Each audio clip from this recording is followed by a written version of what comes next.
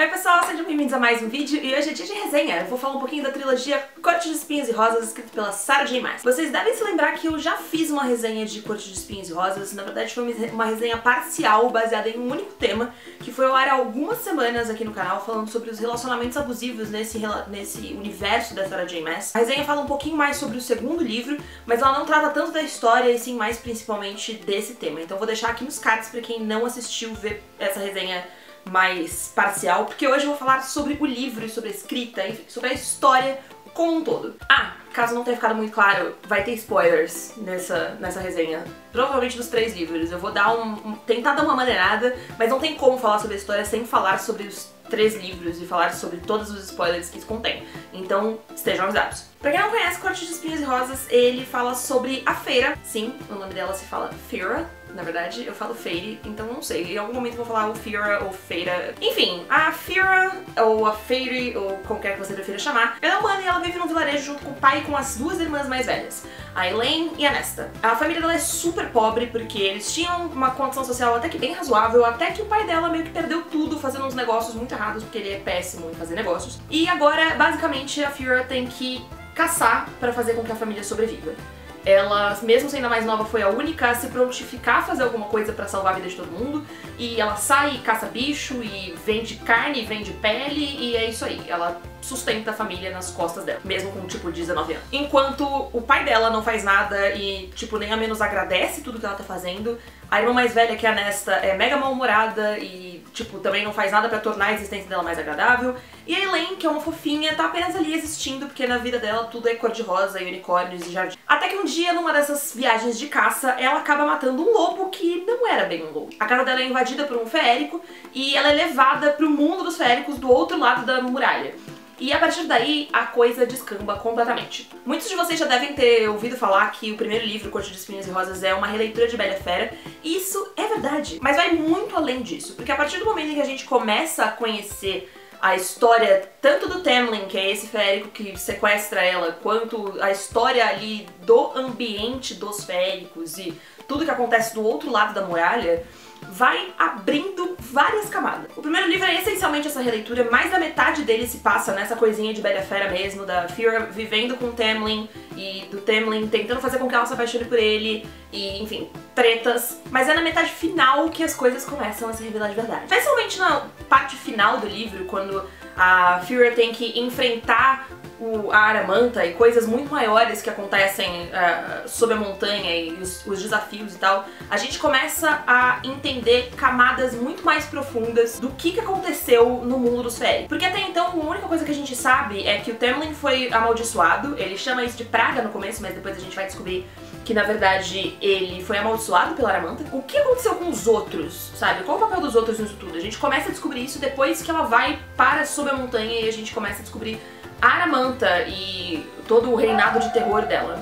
Caralho, cachorra. E tudo isso vai se aprofundando ainda mais a partir do segundo livro, que é quando a gente começa a desvendar todos os mistérios e todas as lógicas de política por trás do universo do série e começa também a conhecer um pouquinho mais das outras cortes. Desnecessário dizer que a série começa a ficar muito mais legal a partir do segundo livro. Porque no primeiro a gente ainda tá muito limitado pelo relacionamento do Tamlin e da Feyre. Mas mais do que isso, a Feyre não é uma personagem muito boa num primeiro momento. No primeiro livro ela ainda tá muito condicionada à realidade que ela viveu toda a vida dela. Ela tá condicionada a ser a provedora, a não ter exatamente uma mega coragem, mas ser obrigada a fazer coisas que ela não gosta ou que ela preferia não ter que fazer. Ela ainda é muito ressentida com a família dela e com razão, porque a família dela é um lixo, e ela ainda é muito cega pras coisas, porque tudo que ela conhece, além do ambiente familiar onde ela cresceu, é as terras do Tamlin. Então a gente acaba ficando ali naquele quadradinho de Tamlin, Feyre, Feyre, Tamlin durante todo o primeiro livro. E no segundo livro, que é quando a gente começa a conhecer Rhysand, e a gente começa a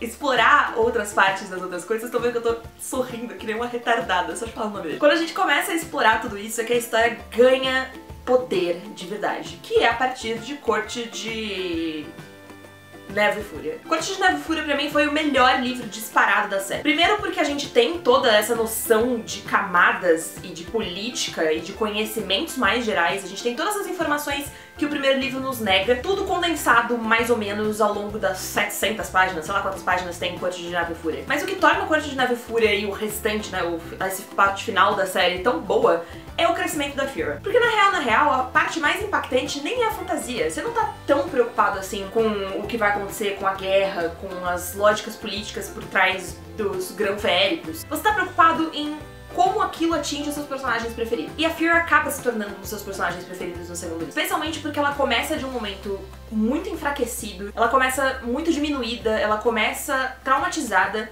E ao longo do segundo e do terceiro livro, ela vai crescendo até se tornar, sem sacanagem, eu acho que uma das personagens femininas mais fortes que eu já vi na literatura. A Fira passa por muita coisa. Logo no segundo livro, a gente tem um desenvolvimento de um relacionamento muito abusivo entre a Fira e o Tamlin. E é muito fácil perceber, através desse relacionamento, as analogias com a vida real. O quanto ela ser presa e ela ser controlada tem um peso muito decisivo e muito forte na vida dela. A Fira tá muito traumatizada, muito sensível e tudo que o Tamlin faz destrói ela mais e mais. E quando ela é levada pra corte noturna pelo Rhysand, quando ele vem salvar a vida dela, a gente percebe a diferença porque é gritante. E é gritante porque ele não faz nada além de respeitar o espaço dela. O que torna o Rhysand e a Fira um casal tão maravilhoso e o que torna o Rhysand um personagem tão incrível é que tudo que ele faz é baseado em respeito. Tudo que eles têm é baseado em comunicação.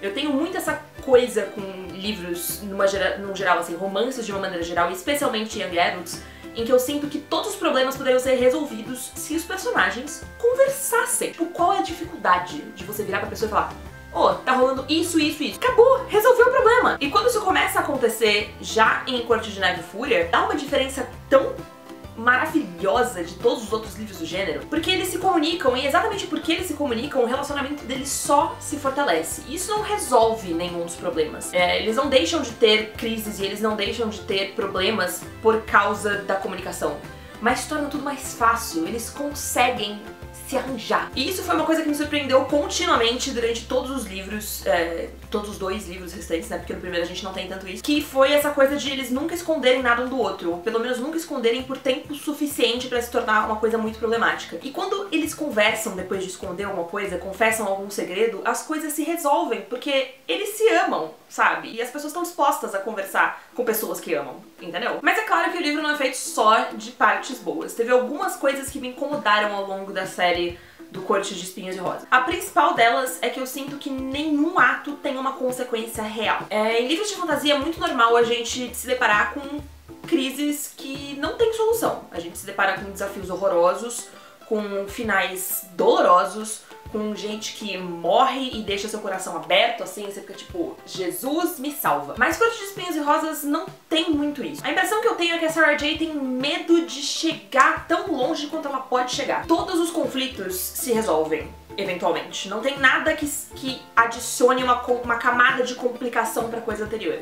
Então se você tem o A, o B e o C, o A é muito difícil, mas ela vai dar um jeito e aí resolve. E aí o B é mais difícil que o A, mas ela também vai dar um jeito e ela resolve. E o C é mais difícil que os outros dois, mas ela também vai dar um jeito e ela também resolve. Vocês entendem? A impressão que dá é que não tem nenhuma consequência que vai jogando pra frente, sabe? Não tem nenhum ato que tenha uma consequência real a ponto de chegar no final você tá tipo, caralho, só deu merda. E o final foi muito Deus Ex Machina. Teve uma coisa que me incomodou muito em Corte de Asas e Ruína, que foi ela ter sumido com vários personagens ao longo da série e ter recuperado eles no último segundo possível pra que eles trouxessem, tipo, todas as soluções do mundo. Sendo que na real, eles nem trouxeram todas as soluções do mundo, porque eles chegaram no último momento ali pra resolver a guerra, e eles não resolveram a guerra, porque foi todo mundo massacrado, e aí quem resolveu a guerra era tipo uma pessoa X que já tava ali o tempo todo. Eu achei a maneira como ela concluiu a série e os conflitos principais, especialmente a guerra, muito, muito fraco. Tipo, poderia ter sido tão melhor, poderia ter sido tão mais impactante, e ela parece ter escolhido o caminho mais fácil, que é uma coisa que acontece de uma maneira recorrente ao longo da série. Você tem todos esses desafios que servem pra crescimento pessoal dos personagens, e são desafios interessantes, são cenas muito tensas, que no final das contas você já deixa de ficar impressionado, porque em algum momento você já sabe, tipo, não tem a menor chance dele perder, porque ninguém perde nesse livro. Tipo, tá todo mundo sempre vencendo. É uma coisa que eu tô bastante ansiosa pra ver na continuação, porque tem uma nova trilogia dentro desse mesmo universo vindo, que vai começar com Court of Frost and Starlight, que ainda não tem título no Brasil até onde eu sei, mas vai ser lançado, tipo, daqui a um mês, ou já foi lançado? Sei lá, tá vindo. E eu tô muito ansiosa pra ver se ela vai conseguir meio que corrigir isso, porque eu não sei exatamente qual vai ser a temática, tipo, o plot central que vai unir esses 3 livros e unir esses 3 livros aos 3 anteriores, mas eu espero que ela tenha um pouquinho mais de mão firme nessa história, sabe? Essa coragem de falar, não vai dar tudo certo, não, as pessoas morrem, é uma guerra, a gente precisa que personagens morram, a gente precisa desse impacto. Enfim, eu gostei muito da experiência de ter lido esses 3 livros. Eu queria ter lido os 3 de uma vez, mas eu só fui conseguir ler o último, tipo, umas semanas atrás aí. Compensou bastante eu ter insistido, porque o primeiro livro não é tão bom. Se você tá chegando agora e você passou pela mesma coisa que eu de ler esse primeiro livro e pensar, ah, é ok, ele não chega a ser ruim, mas ele não é espetacular. Insiste. Insiste, porque eu juro pra você que vale a pena. Porque depois que acabar, antes de acabar, quando você estiver na metade do segundo livro, você já vai estar tipo, Deus, me leva, Sarah J, me adota, sou sua filha. Bom, por hoje é isso, acho que essas são todas as considerações que eu tinha pra fazer sobre a série. Se vocês quiserem acrescentar alguma coisa, deixar seus comentários sobre Corte de Espinhos e Rosas, deixem aqui nos comentários, porque eu vou adorar continuar essa conversa. Inscrevam-se no canal pra dar uma olhadinha nos outros vídeos e eu vejo vocês na semana que vem. Tchau!